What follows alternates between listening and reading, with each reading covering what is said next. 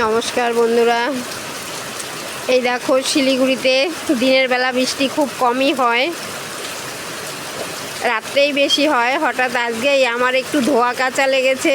তোমরা জানো যে আমার শ্বশুর মারা গেছে, আজকে হচ্ছে 9 দিন, কালকে হবে 10 দিন। ধোয়া কাচা শুরু হবে, দেখো ঝড় হচ্ছে। ছেলেরা তো কেউ বাড়িতে নেই,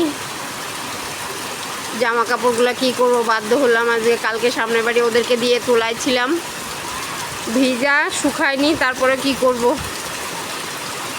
কেউ না থাকলে করতে তো হবে বলো।